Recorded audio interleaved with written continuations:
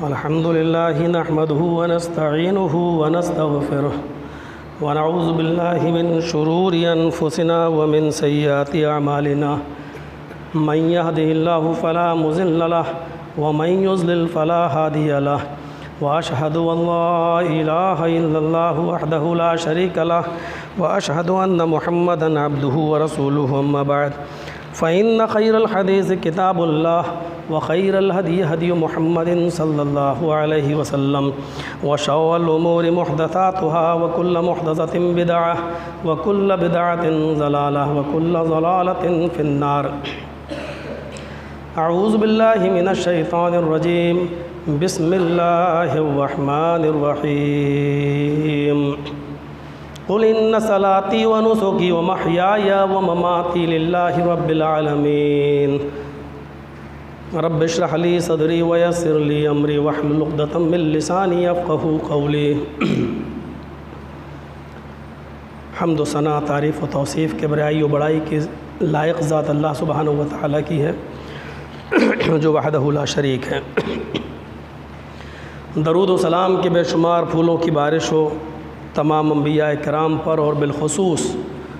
محمد رسول اللہ صلی اللہ علیہ وسلم کی ذات گرامی پر. اللہم صلی وسلم وبارک علیہ. گزشتہ جمعے کو قربانی کی مختصر تاریخ آپ کے سامنے پیش کی تھی. ابراہیم علیہ السلام کی عراق، جس کا پرانا نام بابل تھا، وہاں کی ایک مشہور جگہ تھی اور. اس اور کی بستی میں آزر کے گھرانے میں ابراہیم علیہ السلام کی پیدائش ہوتی ہے اور وہاں سے لے کر زمزم کے کنویں کی اور زمزم کے چشمے کے پھوٹنے تک کا ذکر میں نے پچھلے جمعے میں کیا تھا. مختصر خطبہ ہونے کی وجہ سے سنت ابراہیمی جو قربانی کہلاتی ہے اور ابراہیم علیہ السلام اور اسماعیل علیہ السلام کی جو ایک یادگار کہانی ہے جو متعدد صحیح حدیث میں جس کا ذکر آیا ہے، اس کو میں پیش نہیں کر سکا. اور حقیقت یہ ہے کہ وہ ہم ہر سال سنتے ہیں اور بات کوئی نئی نہیں ہوگی، وہی پرانی باتیں ہی آئیں گی. بس ایک تذکرہ کر دیا جاتا ہے کیونکہ ابھی ہم آج پورا اس واقعے کو بھی بیان نہیں کر سکتے کیونکہ واقعہ ہی اتنا لمبا ہے کہ آدھے گھنٹے کا وقت اس کے لیے درکار نہیں ہے. مختصر یہ کہ یہ ابراہیم علیہ السلام نے 3 رات خواب دیکھا تھا اور اس کے بعد اپنے بیٹے کو ذبح کرنے کے لیے میدان منا میں لے گئے تھے. تینوں رات یہ خواب دیکھا کہ اللہ رب العالمین ان سے ان کے بیٹے کی قربانی مانگ رہا ہے یا وہ اپنے ہاتھ سے اپنے بیٹے کو ذبح کر رہے ہیں. نبیوں کے خواب وہی ہوا کرتے ہیں. ضروری نہیں کہ اللہ رب العالمین اپنا کوئی حکم اپنے نبی پر بذریعہ وحی نازل کرے اور جبرائیل علیہ السلام اس حکم کو لے کر آئیں تبھی اس کو حکم مانا جائے گا. اگر اللہ رب العالمین کسی نبی کو خواب میں کوئی چیز دکھا رہا ہے تو وہ بھی اللہ کا ایک حکم ہے کیونکہ نبیوں کے خواب وحی ہوا کرتے ہیں. 7ویں ذی الحجہ کی جب رات ہوگی تو وہ 8ویں رات کہلائے گی. جیسے ہمارے ہاں جب 20واں روزہ ہوگا تو 21ویں شب قدر ہوگی. تو ابراہیم علیہ السلام نے 7ویں ذی الحجہ کی رات کو جو 8 تاریخ کہلائے گی خواب میں دیکھا کہ میں اپنے ہاتھ سے اپنے بیٹے کو ذبح کر رہا ہوں. تو صبح ہو کے سوچ و وچار میں پڑ گئے کہ یہ کیا ہے. اس لیے 8 تاریخ ذی الحجہ کی 8ویں تاریخ کا نام پڑ گیا یوم الترویہ، سوچ اور غور و فکر کرنے کا دن. 8 تاریخ کی رات یعنی 9 تاریخ کو پھر خواب دیکھ رہے ہیں کہ میں اپنے ہاتھ سے اپنے بیٹے کو ذبح کر رہا ہوں.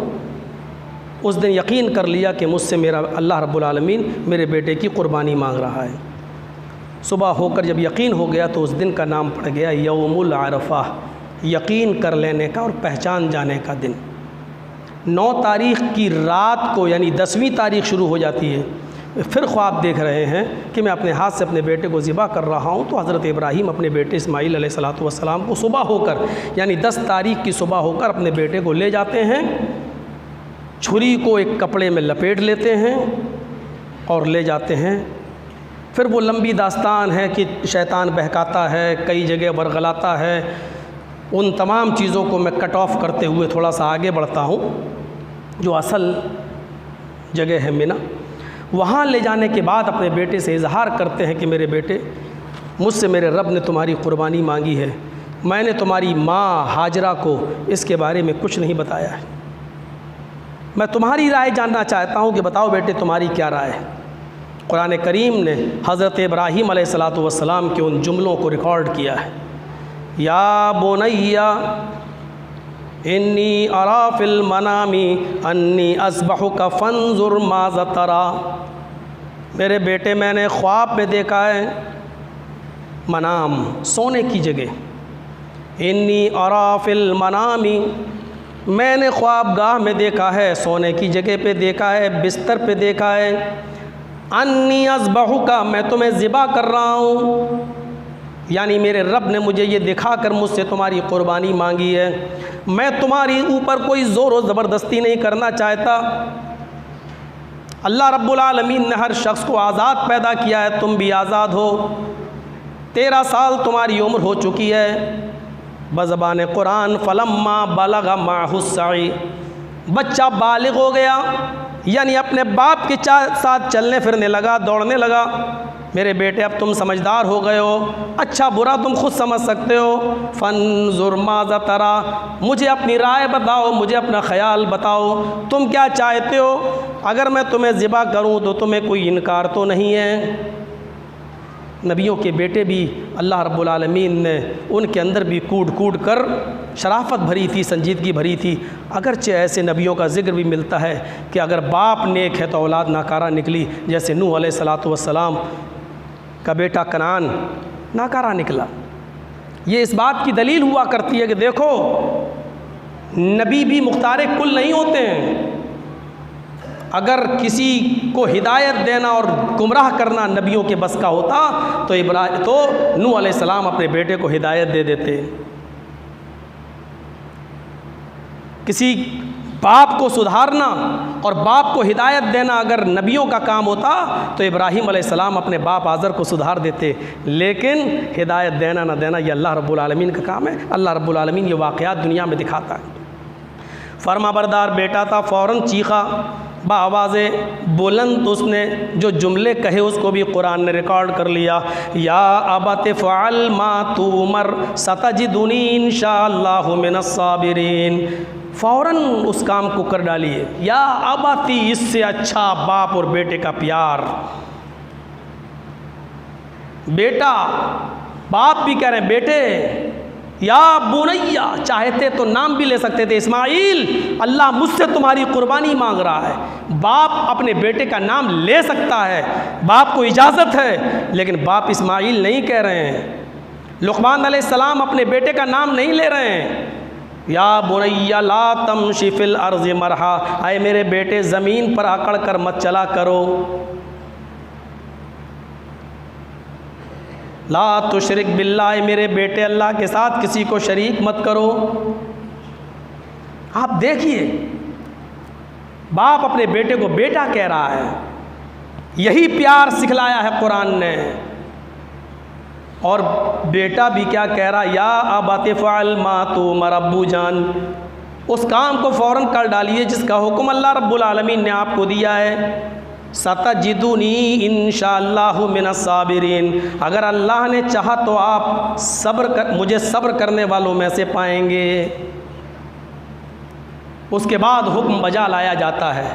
وَطَلَّهُ لِلْجَبِينِ، اپنے بیٹے کو پیشانی کے بل لٹا دیا، پیشانی یہ ماتھا یہ زمین پر رکھ دیا، تیز چھری اپنے بیٹے کی گردن پر رکھ دی، زمین کانپ گئی، آسمان تھرا گیا، تخلیق آدم کے وقت اعتراض کرنے والے فرشتے زار و قطار رونے لگے۔ آج تک اتنا سخت امتحان کسی سے نہیں ہوا کہ ایک باپ اپنے بیٹے کے گردن پر اپنے ہاتھ سے چھری چلا رہا ہو، اور وہ بیٹا بھی 86 سال کی عمر میں باپ کو ہزاروں دعائیں، منتیں اور ضمانتوں کے بعد ملا ہو، رب ہب لی من الصالحین کا ورد کرنے کے بعد ملا ہو، ایک لمبی مدت کے بعد ملا ہو، اور بڑھاپے کا سہارا ہو، اس بیٹے پر چھری، سب پریشان، لیکن اللہ رب العالمین کی ذات مسکرا رہی ہے۔ بیٹے کی زبان سے یہ 2-3 جملے نکلتے ہیں کہ ابو جان، یہ چادر جس میں آپ چھری کو لپیٹ کر لائے ہیں، جو آپ نے میرے سر کے نیچے رکھ دی ہے، اس چادر کو آپ نکال دیجئے۔ جب آپ ذبح کریں گے تو یہ چادر خون میں خراب ہو جائے گی، سن جائے گی، پھر آپ اسی چادر میں مجھے کیسے لپیٹیں گے؟ اس لیے اس چادر کو نکال دیجئے، اور جب میں ذبح ہو جاؤں، جب میں پوری طریقے سے قربان کر دیا جاؤں، تو آئے ابو جان اسی چادر کا کفن بنا کر کسی گڈھے میں مجھے گاڑ دینا، میرے جسم سے یہ قمیض، یہ کرتا بھی اتار لیجئے۔ جب آپ چادر میں میرے جسم کو لپیٹ دیں تو اس کرتے کو میری ماں کو دے دینا اور میرا ہدیہ سلام پیش کرنا۔ آئے ابو جان، ایک اور سوال، ایک اور گزارش، میرے ہاتھوں کو اور میرے پیروں کو آپ رسی سے اچھی طریقے سے باندھ دیجئے، تاکہ جب آپ مجھے ذبح کریں تو میں پھڑپھڑا نہ سکوں، تڑپ نہ سکوں۔ جب ہاتھ پیر کھلے رہیں گے تو ہو سکتا ہے کہ تکلیف یا درد کی وجہ سے میں اپنا ہاتھ چلاؤں اور آپ کی چھری کو میں روک دوں، اور آپ کو میرا ترس آ جائے، آپ کو مجھ پر رحم آ جائے، اور پھر آپ اللہ کے اس حکم کو صحیح سے نہ بجا لا سکیں۔ ان جملوں کا اثر باپ کے اوپر کیا پڑا ہوگا، یہ وہی سمجھ سکتا ہے کہ جس کے دل میں اپنی اولاد کی سچی محبت ہو۔ لیکن حلم کا، صبر کا مضبوط پہاڑ بن کر ابراہیم علیہ السلام صرف اتنا ہی جواب دیتے ہیں، بیٹے اللہ کے حکم کو بجا لانے میں تم میری کتنی اچھی مدد کر رہے ہو۔ اس کے بعد چھری رکھ دی گردن پر۔ مختلف احادیث کے آثار یہ بتلاتے ہیں کہ 3 مرتبہ چھری چلائی، لیکن چھری چلنے کا نام نہیں لیتی ہے۔ تیسری بار جب چھری چلائی تو ابراہیم علیہ السلام کی زبان سے یہ جملے نکلے، اللہ اکبر، اللہ اکبر۔ چھری کے نیچے جو اسماعیل علیہ السلام لیٹے ہوئے تھے، ان کی زبان سے جملہ نکلا، لا الہ الا اللہ واللہ اکبر۔ ابراہیم و اسماعیل کی زبان سے نکلے ہوئے ان جملوں کو جب فرشتوں نے سنا تو انہوں نے کہا، اللہ اکبر وللہ الحمد۔ جس وقت یہ تکبیریں پڑھی جا رہی تھیں، زمین کانپ رہی تھی اور آسمان تھرا رہا تھا اور فرشتے رو رہے تھے، اس وقت ابراہیم علیہ السلام کا ہاتھ تیزی کے ساتھ اسماعیل کی گردن پر چل رہا تھا، لیکن ان کو اسی بیابان جنگل کے اندر ایک آواز سنائی دے رہی تھی، بس قد صدقت الرؤیا ان کذالک نجزی المحسنین۔ ابراہیم تم نے میرے حکم کو پورا کر دیا، اب بقیہ کام میرا ہے۔ تم نے چھری چلانا کام تھا تمہارا، چلا دیا، میرا کام تھا بچانا، میں نے بچا لیا۔ ابراہیم تم نے اس خواب کو سچا کر دکھایا جو میں نے تمہیں دکھایا تھا، پلٹ کے دیکھو میں نے تمہیں کیا تحفہ دیا۔ ابراہیم علیہ السلام نے جب پلٹ کے دیکھا تو ایک دمبا ذبح پڑا ہے۔ وہ دمبا کہاں سے آیا یہ سب ہم نے پرانی تقریروں میں بیان کر دیا ہے، بتا دیا ہے، یوٹیوب پر سرچ کریں گے وہ سب آپ کو مل جائے گا۔ میرے پیارے ساتھیوں، بس اتنی سی بات، اے ابراہیم اب ہم تمہاری اس یادگار کو قیامت تک باقی رکھیں گے، بعد میں آنے والے لوگوں کے لیے بھی چھوڑ دیں گے۔ بس یہ وہی سنت ہے۔ اسی لیے صحابہ نے پوچھا تھا یہ قربانی کیا ہے؟ کبھی اللہ کے رسول صحابہ سے سوال کرتے تھے یہ قربانی کیا ہے، تو اللہ کے نبی یہ نہیں فرماتے تھے یہ میری سنت ہے، بلکہ آپ اس کا جواب یہ دیتے تھے کہ ھذہ سنت ابیکم ابراہیم، یہ تمہارے باپ ابراہیم علیہ السلام کی سنت ہے جس کو میں بھی زندہ کیے ہوئے ہوں۔ یہ چیز ہے، یہ مختصر تاریخ ہے۔ اور ابراہیم و اسماعیل علیہ السلام کا یہ واقعہ جس کو ہم یاد تازہ کرتے ہیں، دمبے کی شکل میں، بکرے کی شکل میں، اونٹ کی شکل میں، گائے کی شکل میں، یہ الگ بات ہے کہ ہمارے ملک میں اس گائے کو ایک آستھا کا جانور مانا گیا، اس لیے ہمیں اور آپ کو بھی کسی کی آستھا سے کھلواڑ نہیں کرنا چاہیے، اس لیے ہمیں پرہیز کرنا چاہیے۔ اس کے علاوہ جو جانور ہیں اور جن کی قربانی ہم کر رہے ہیں ان کی قربانی ہمیں اور آپ کو کرنا چاہیے۔ قربانی کے لیے صاحب نصاب ہونا ضروری نہیں ہے۔ ایک مسئلہ یاد رکھیے گا، یہاں لوگ زکوٰۃ والا نصاب سوچتے ہیں کہ جیسے زکوٰۃ اس پر فرض ہے جو صاحب نصاب ہو، 52.5 تولے چاندی یا 7.5 تولے سونا جس کے پاس ہو وہ زکوٰۃ دے گا، قربانی پر بھی اسی پر فرض ہے۔ نہیں، قربانی کے لیے صاحب نصاب ہونا ضروری نہیں ہے، بلکہ صاحب استطاعت ہونا ضروری ہے۔ من کان لہ سعۃ، جس کے پاس قربانی کرنے کی استطاعت ہے، قربانی کا بکرا جانور لانے کی طاقت ہے اور پھر بھی وہ نہیں لاتا ہے اور ذبح نہیں کرتا ہے، فلم یقربن مصلانا، اللہ کے رسول نے صیغہ نہی کے ساتھ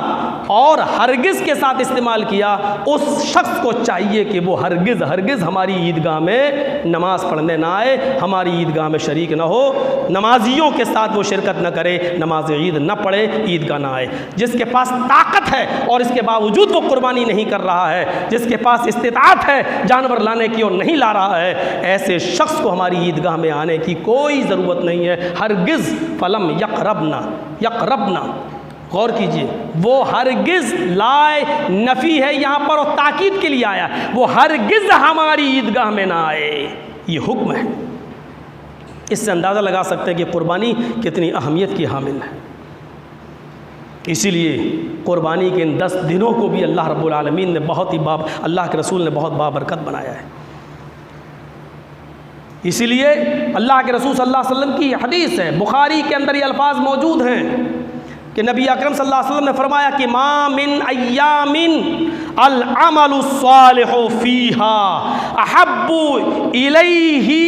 فیہن من ایام العشر،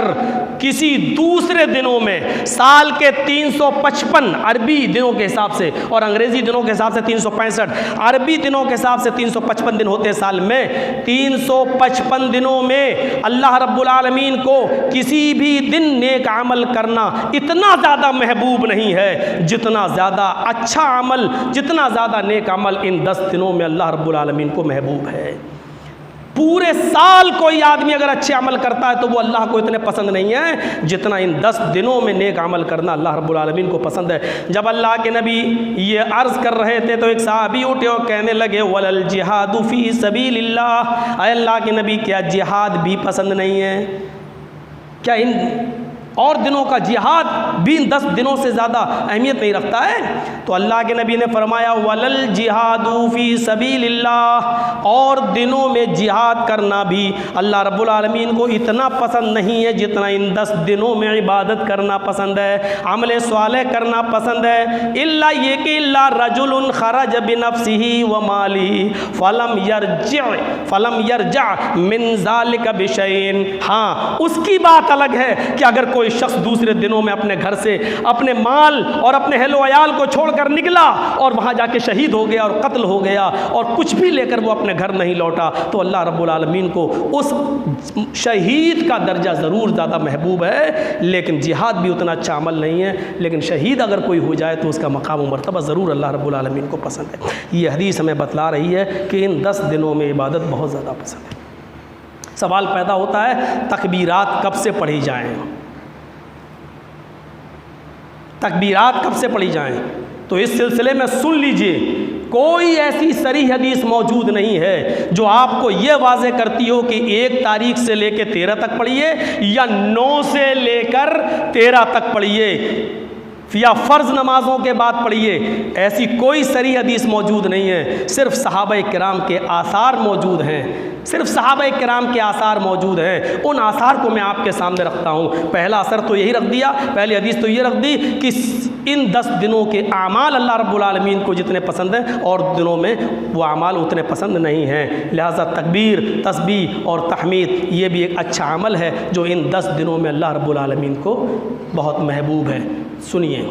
جب کوئی مطلق بات کہی جائے کسی بھی حدیث کے اندر, مطلق بات کہی جائے اور اس کو کوئی خاص دلیل کے ذریعے قید نہ کیا گیا ہو تو وہ چیز عام ہوتی ہے, وہ آپ اس کو قید نہیں کر سکتے ہیں. جب 10 دنوں کے عمل اللہ کو پسند ہے تو ان 10 دنوں میں تکبیرات بھی اللہ کو پسند ہے اور ان تکبیرات کو بھی آپ قید نہیں کر سکتے ہیں. وہ آپ گھر میں بھی پڑھیں, وہ آپ سڑک پہ بھی پڑھیں, وہ آپ اوپر چھت پہ ٹہل رہے ہیں تو بھی پڑھیں, اٹھتے بیٹھتے لیٹتے سوتے جاگتے کھاتے پیتے پڑھیں. یہاں تک کہ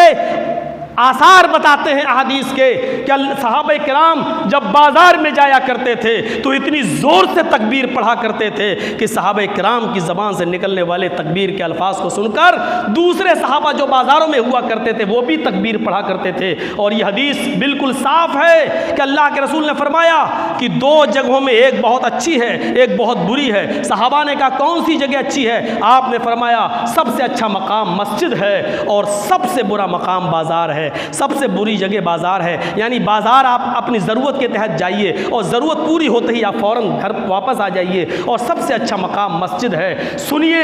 جب تکبیرات کے الفاظ صحابہ کرام سب سے بری جگہ بازاروں میں بھی پڑھ رہے ہیں تو اس اثر سے اس اندازہ لگایا جا سکتا ہے کہ جب بازار میں تکبیریں پڑھی جا سکتی ہیں تو سب سے اچھے مقام مسجدوں میں تکبیریں کیوں نہیں پڑھی جا سکتی ہیں, اور مسجدوں میں تکبیریں کرنے سے کون آدمی کیوں روکے گا؟ اگر کوئی روک رہا ہے تو یہ اس کی جہالت ہے, یہ اس کی بربریت ہے, یہ اس کی کم علمی ہے. کلیئر ہو گیا مسئلہ؟ آئیے ایک ایسی حدیث میں آپ کو سنا دیتا ہوں جس سے اور صاف ہو جاتا ہے. اس میں تکبیر کے الفاظ, یہاں تو عمل کا لفظ آیا العمل الصالح, وہاں تکبیر کے الفاظ آئے. حدیث ہے مسند احمد کی, علامہ شاکر نے اس حدیث کو صحیح قرار دیا ہے. حدیث کے الفاظ یہ ہیں, ما من ایام اعظم عند اللہ واحب الیہ من العمل فیہن من ایام العشر. ترجمہ دیکھیے, ما من ایام اعظم عند اللہ, سال کے دنوں میں کوئی دن اللہ رب العالمین کی نظر میں اتنا بڑا نہیں ہے, اتنی اہمیت کا حامل نہیں ہے. ولا احب الیہ, اور اللہ کے نزدیک اتنا محبوب نہیں ہے, کوئی بھی دن اتنا محبوب نہیں ہے. من العمل فیہن من الایام العشر, جتنے محبوب ایام یہ 10 دن ہیں اللہ رب العالمین کی نظر میں. کون سے؟ یہ عشر ذی الحجہ, یہ ذی الحجہ کے 10 دن اللہ رب العالمین کی نظر میں بہت محبوب ہے. اتنا محبوب اور اتنے بڑی اہمیت کے حامل کوئی دن نہیں ہے. اس کے بعد اللہ کے رسول کیا حکم دے رہے ہیں, سنیے حدیث کے الفاظ. عبداللہ ابن عمر اس حدیث کے راوی ہیں, کیا فرماتے ہیں کہ وَأَكْثِرُوا فِيهِنَّ مِنَ التَّحْلِيلِ وَالتَّكْبِيرِ وَالتَّحْمِيدِ. لہذا اللہ کے نبی نے فرمایا ان 10 دنوں میں تم زیادہ سے زیادہ تحلیل یعنی اللہ اکبر کہو, والتکبیر, اور ان 10 دنوں میں زیادہ سے زیادہ تم اللہ اکبر تکبیر بلند کرو, اللہ اکبر کہو, والتحمید, اور ان 10 دنوں میں زیادہ سے زیادہ تم تحمید اللہ کی حمد بیان کرو یعنی الحمدللہ کہو. اور سنیے, جو تکبیر کہی جاتی ہے اس میں تسبیح بھی ہے, اس میں تحلیل بھی ہے, اس میں تکبیر بھی ہے. اللہ اکبر اللہ اکبر یہ تکبیر ہو گئی, لا الہ الا اللہ واللہ اکبر لا الہ الا اللہ یہ تحلیل ہو گئی, لا الہ الا اللہ کہہ دیا گیا. اور وہ تحمید اور حمد کیا ہے, اللہ اکبر وللہ الحمد یہ تحمید بھی ہو گئی. یعنی اللہ کے رسول حکم دے رہے ہیں, مسند احمد کی حدیث موجود ہے, اور حکم کیا دے رہے ہیں, ان 10 دنوں میں تم زیادہ سے زیادہ اللہ کی تکبیر تکبیر بلند کرو، زیادہ سے زیادہ اللہ کی حمد بیان کرو اور زیادہ سے زیادہ اللہ کی تحلیل بیان کرو۔ یہ الگ بات ہے میرے بھائیوں کہ اس میں کوئی قید نہیں ہے کہ فرض نمازوں کے بعد پڑھو، یہ صحیح ہے، میں بھی مانتا ہوں، لیکن جب قید نہیں ہے تو اس کا مطلب یہ ہے کہ وہ حکم عام ہے، لہٰذا وہ جب عام حکم ہے تو وہ بازاروں میں بھی پڑھا جا سکتا ہے اور فرض نمازوں کے بعد بھی پڑھا جا سکتا ہے۔ جب حکم عام ہے تو میرے بھائیوں وہ اپنے گھروں میں بھی کیا جا سکتا ہے اور سڑکوں پر بھی کیا جا سکتا ہے، جب بازار میں کیا جا سکتا ہے تو مسجد میں بھی کیا جا سکتا ہے۔ اگر کوئی روکتا ہے آپ کو کہ ابھی آپ تکبیریں نہ پڑھیں، اس کی کوئی دلیل موجود نہیں ہے، تو میں یہ سمجھوں گا کہ شاید وہ آدمی علم سے کورا ہے اور اس کے پاس علمی کوئی صلاحیت نہیں۔ ایک عام حکم ہے، اس کو آپ منع کر رہے ہیں یا یہ کہہ رہے ہیں کہ آپ ابھی تکبیر نہ پڑھیں یا مسجد میں نہ پڑھیں، تو اس کے لیے دلیل چاہیے،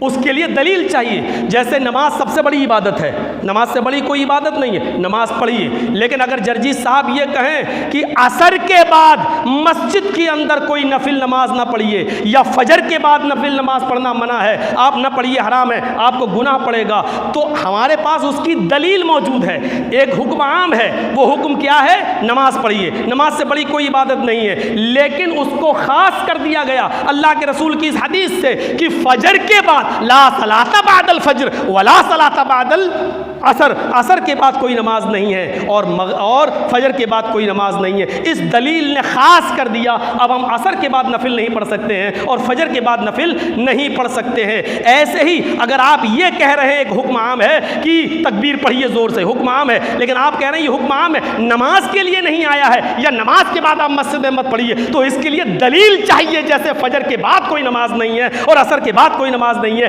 اس دلیل کے بعد ہم فجر اور عصر کو میں نماز پڑھنا منع کر سکتے ہیں، لیکن جب تک یہ دلیل موجود نہیں ہے اس وقت تک آپ کسی کو منع نہیں کر سکتے ہیں۔ اس کے لیے دلیل چاہیے، دلیل خاص، عام کو خاص کیا جاتا ہے، اگر کوئی خاص روایت موجود ہے تو پھر اس کو پیش کیا جائے، لیکن آپ کیا ذخیرہ حدیث میں کوئی خاص روایت آپ کو ایسی نہیں ملے گی کہ جس میں یہ ہو کہ اللہ کے رسول نے نماز فرض کے بعد تکبیر پڑھنے سے منع کیا ہو، ایسی کوئی دلیل آپ کو نہیں ملے گی۔ میرے بھائیوں، مطالعہ بہت ضروری ہوتا ہے۔ یوٹیوب پر کسی مولوی کی تقریر سن لینے سے بیان کر دینا ایک الگ چیز ہوتی ہے، اور اس میں گھر جانا، کھپا لینا، میں منع نہیں کر رہا ہوں، یہ بھی ہے۔ 9 تاریخ سے 13 تاریخ تک کی بھی دلیل ملتی ہے اور 1 سے 13 تک کی بھی دلیل ملتی ہے، لیکن ہم نے آپ کو بخاری کی حدیث بتا دی، لہٰذا ان 10 دنوں کی عبادت اللہ رب العالمین کو بہت زیادہ پسند ہے۔ ان 10 دنوں میں تکبیر و تحلیل کا حکم ہے، ہمیں تکبیر و تحلیل کے ذریعے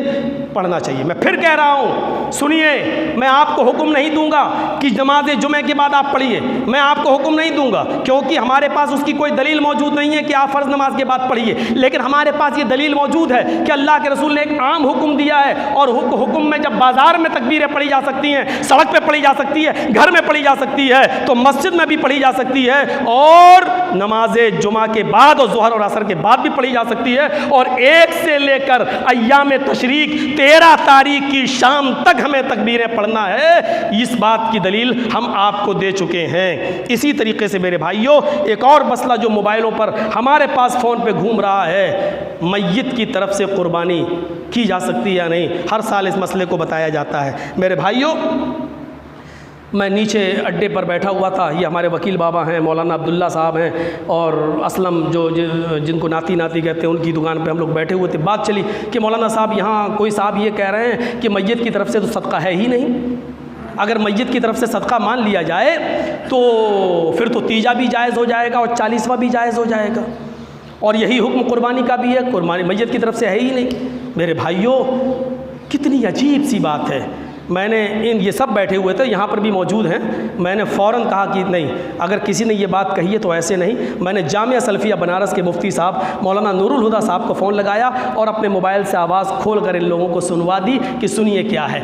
پوری وہی بات بتائی گئی ہے جو ہم اس منبر پہ کھڑے ہو کے ہر سال بتاتے ہیں۔ میرے بھائیوں،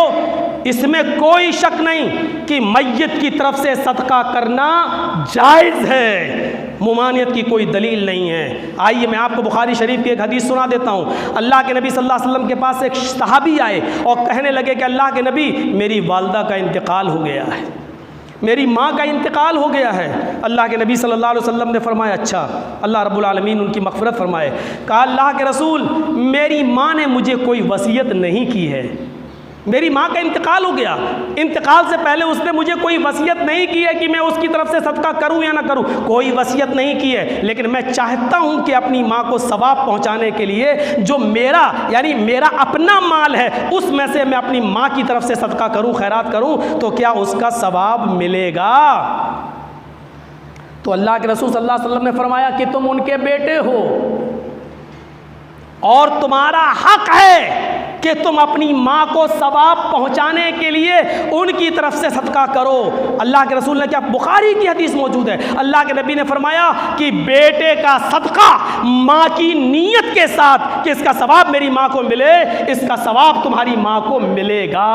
اس حدیث کے ہوتے ہوئے اور یہ بھی بخاری کی حدیث کے ہوتے ہوئے کوئی صاحب یہ کہیں یا کوئی شخص یہ کہے کہ صدقہ ہے ہی نہیں میت کی طرف سے، تو میرے پیارے ساتھیوں یہ بالکل ایسی بات لگتی ہے جیسے کوئی آدمی بیچارہ یہ بخاری شریف کی حدیث اتنی مشہور حدیث کے ہوتے ہوئے بھی اس کا انکار کر دے۔ میرے بھائیوں، امام بخاری رحمۃ اللہ علیہ سے کسی نے کہا کہ اگر کوئی آدمی کو علم نہیں ہے کسی مسئلے کا اور وہ بتا دیتا ہے، تو کہا امام بخاری رحمۃ اللہ علیہ نے علم نہیں ہے اور بتا دیتا ہے اور وہ